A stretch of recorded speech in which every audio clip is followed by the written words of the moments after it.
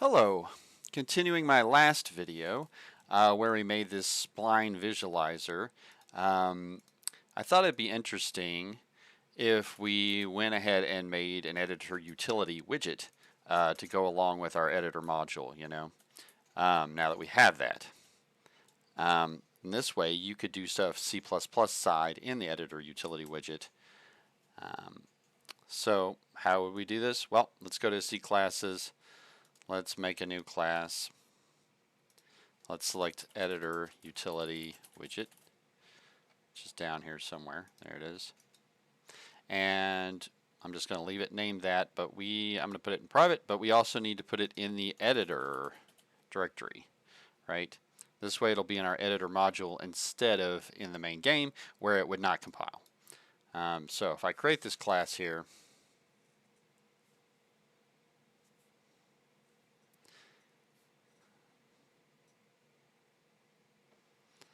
there it's created.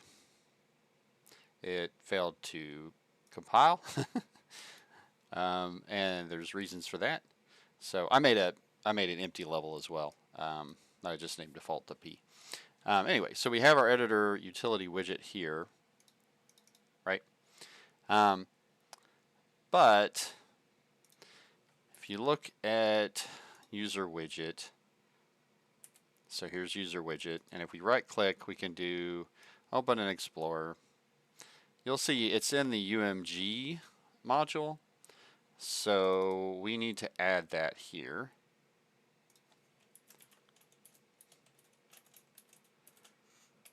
Right?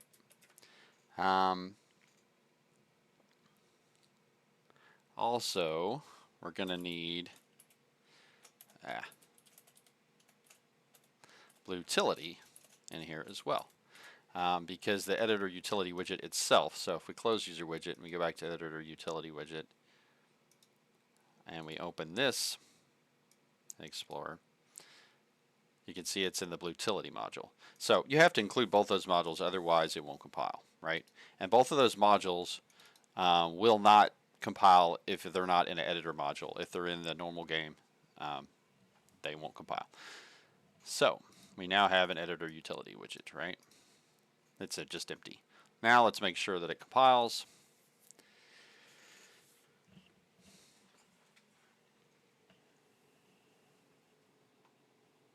Okay, it did. That's great.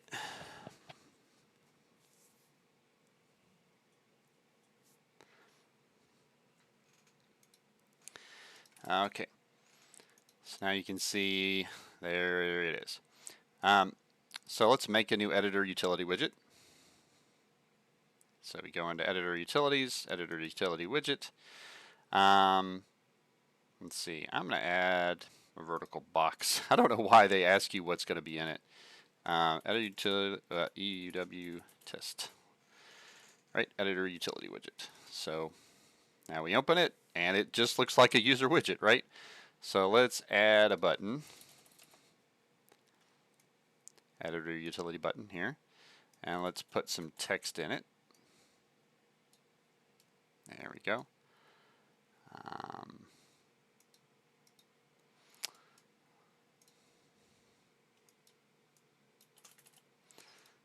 It just says test, right? And then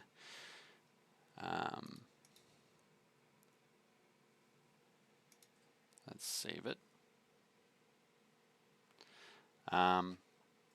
Yeah, if we make it a variable, now we can have events for it, right? Like on clicked. So now we have an on clicked event for that button. Oh, when we made our editor utility widget here, there wasn't any way to say what class it was, if you might notice. So let's go to class settings and we'll make it my editor utility widget, right? That way it's based on that C class we just created. Okay, so let's just do something basic here to start with. Yeah,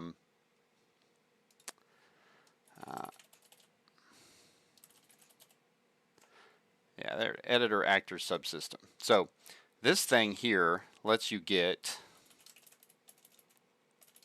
all level actors. So you can run that. You can click this button. It'll get all the actors that are in the world when you're not playing the game, obviously, right? And then we could do like a for loop on them, right? And let's just print them for right now.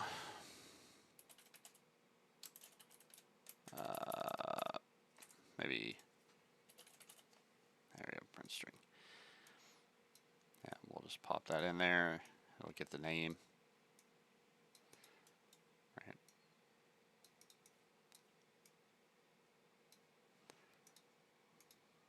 Okay, so we've saved that. We can right click it here and do run editor utility widget. Now it's there. And now if I click that, you can see it ran, right? It found that actor, which is BP test. That's cool. Yeah. So what might we want to do? Let's pretend that, I'm going to delete this. Let's pretend, just for the sake of argument here, and I'm going to do something that'll need a function in C, that we had a new actor blueprint.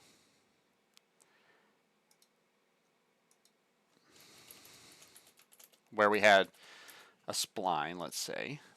So let's stick a spline component in here, right, as the root. But we wanted to copy the data from this spline to a new component we added, which was our new spline component, right?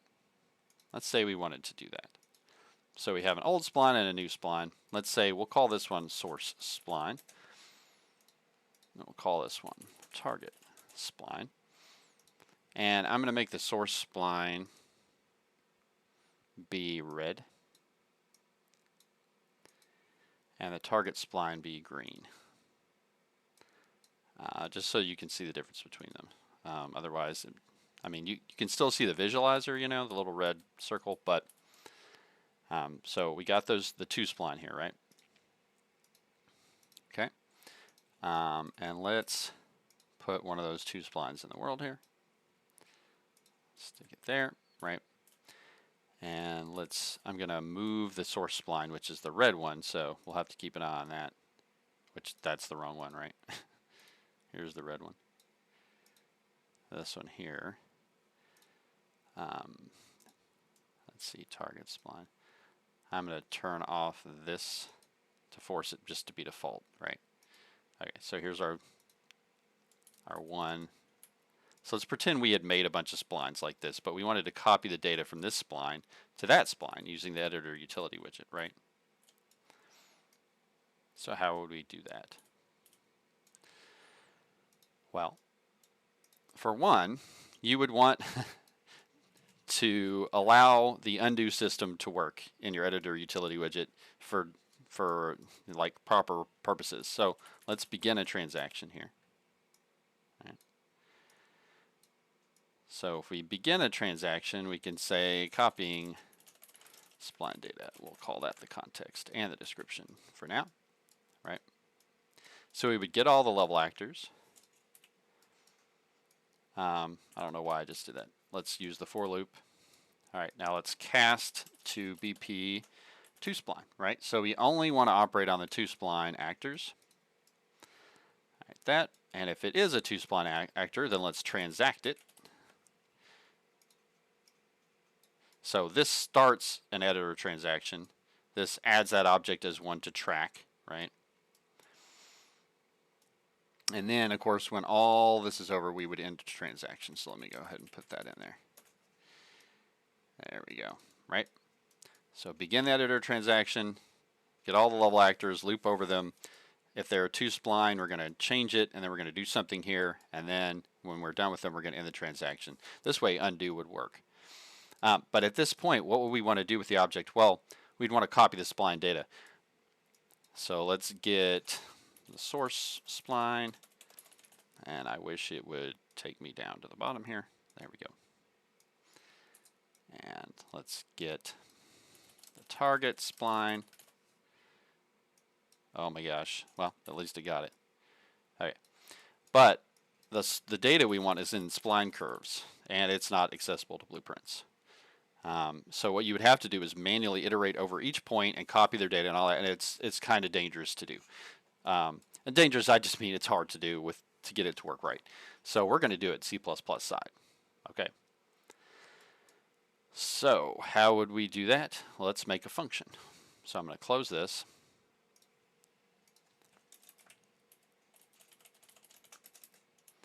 Let's make a blueprint callable function. It'll be a static. Right.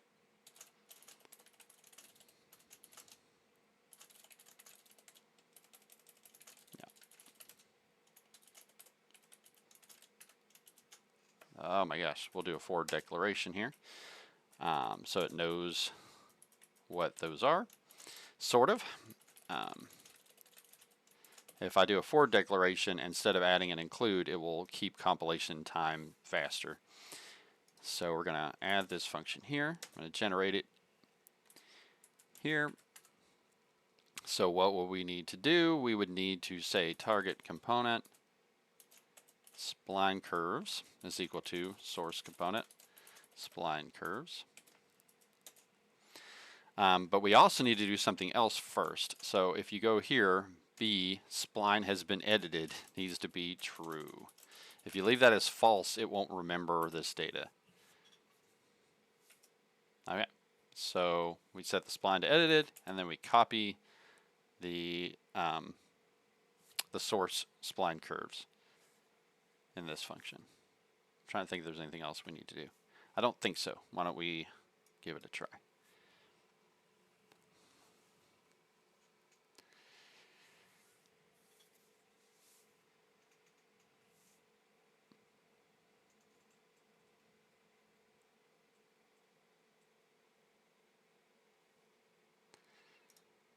Okay, here we are. Go back to our graph. Here, we're going to want to call the function copy spline data, right? Yep.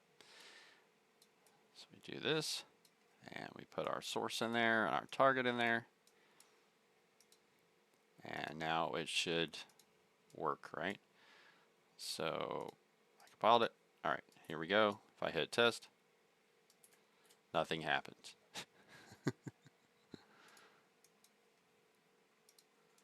Let's see. Oh, no, it did do it.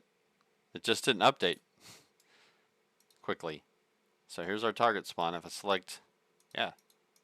All right. Okay. So if we look, here's target spline. We can see the override construction script. That actually is this bspawn has been edited. It's just renamed for blueprint.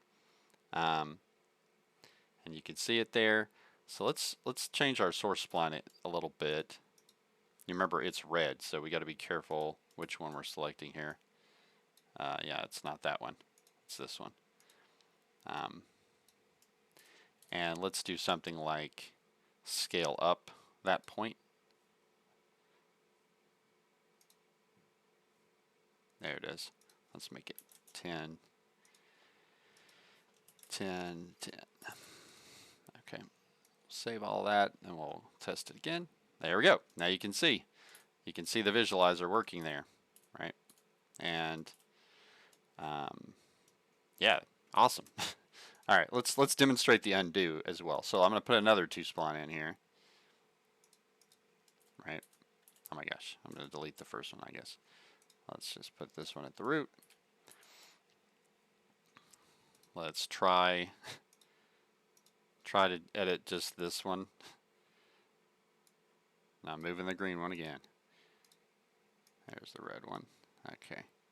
So let's reset this one so that it's not changed. Yeah. Okay, there we go. So I've got my red one here. Right? Okay, and now if I run my test, it should move it. It did. Now if we hit Control Z, it undid it. See? So that all works. Yeah. So now you can use an Editor Utility Widget and have C++ side functionality. So one more thing. Let's say let's add another button here.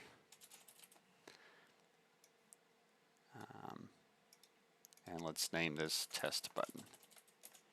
Right. So I'm not going to make it a variable. I'm just going to leave it as test button. Let's see, let me rename that to copy spline data. That's what that did. We're going to need some more text. And we'll put this in here. So this, we'll call it test. Yeah. So this button is just going to do stuff from C++ side totally, right? So I'm not going to put anything in the graph here. So this button's called test button, right? So let's go back to C. And we can do this. We can do uProperty, and we can do meta equals bind widget, and you can do a t-object pointer to a button, our test button, right? So of course we're going to have to add a forward declaration here, so it knows what that is. So this way I'm binding to that button, right? And we can do the native construct function. So this function gets called when this widget is built, right? So now we can do test button on click, right? So we can do that and do an add unique dynamic. So basically when this button gets clicked, right, we're going to call a function. The reason I'm using add unique dynamic is because native construct gets called multiple times, and add dynamic will cause a crash if you just use the normal add dynamic, because it'll try to add this delegate multiple times. So this, what do we want to call? We want to call a function called on test button clicked, right? There we go. And if I create that, you'll see it creates a U function. There we go. Let me move this up there. I like to keep things alphabetic because I like to keep things organized. Okay, so now when the test button is clicked, what do we want to do? I just want to list all the actors. So let's get all level actors from the editor actor subsystem. Is it gedit get subsystem? Get editor subsystem. Yeah, there it is.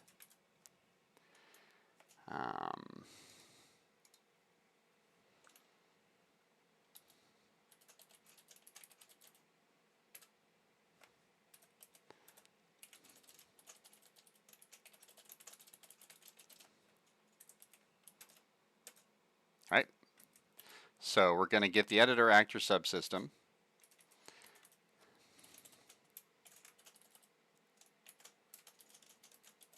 If we can't, we need to get out of there.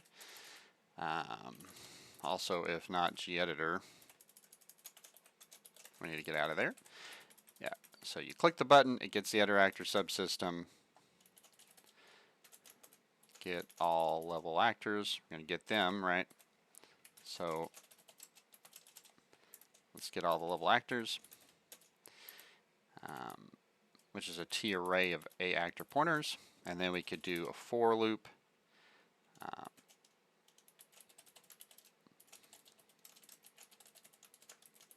Like that. And then we can log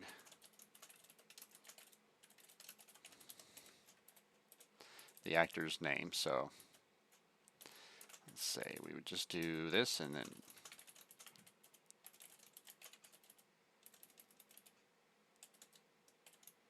right. Okay. So you see it's underlining it. It says it can be made static. It cannot, because add unique dynamic cannot do that. So often I do this. I disable the inspection there, like that. Let's move this.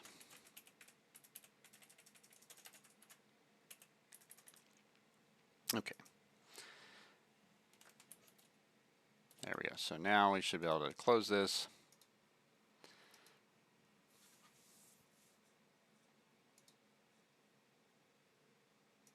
There we go.